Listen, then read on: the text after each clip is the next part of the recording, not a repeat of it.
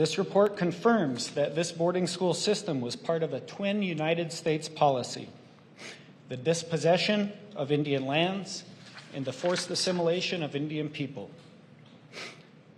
The report explains that the federal government pursued this policy of forced assimilation by targeting Indian children.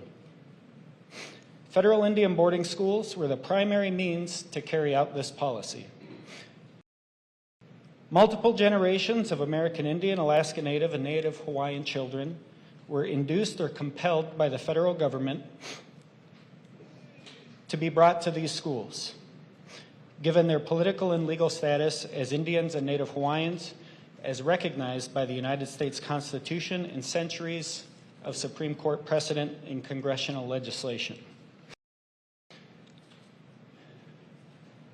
While generations of Indian and Native Hawaiian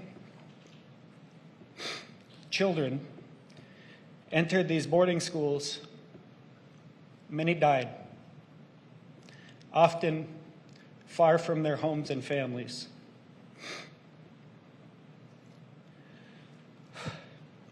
We've identified 53 marked or unmarked burial sites and cemeteries for Indian children across the system, with more site discoveries expected as we continue our research.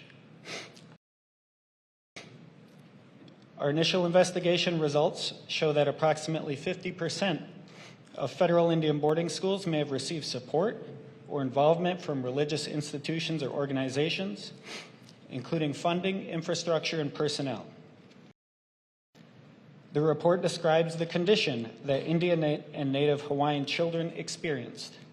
These conditions included militarized and identity alteration methodologies on kids. Federal records also affirm that the federal Indian boarding school system discouraged or prevented the use of Indigenous languages and focused on vocational training, involvement of manual labor, and Indian children.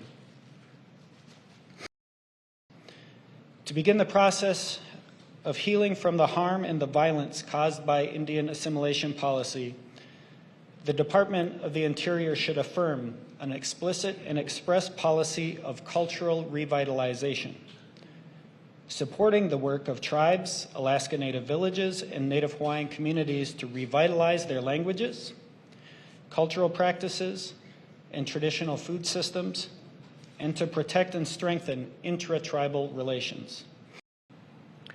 I'm a product of 10 years of boarding school myself, going in at the age of 8 years old. My brother was 6. And I went to 2 BIA boarding schools, Wrangell Institute and Mount Edgecombe High School. And I learned everything about the European American culture, its history, language, civilizations, math, science, but I didn't know anything about who I was as a Native person.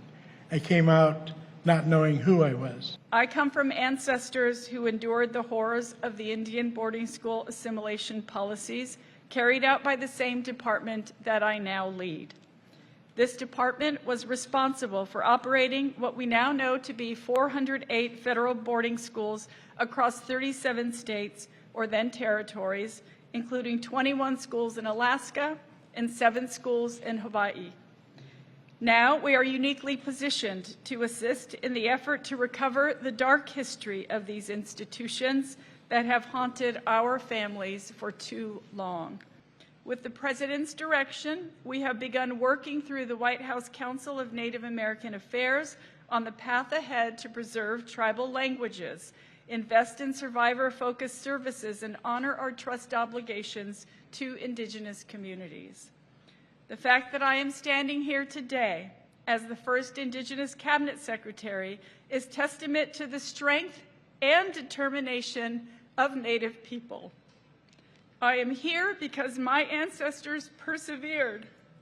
I stand on the shoulders of my grandmother and my mother, and the work we will do with the Federal Indian Boarding School Initiative will have a transformational impact on the generations who follow.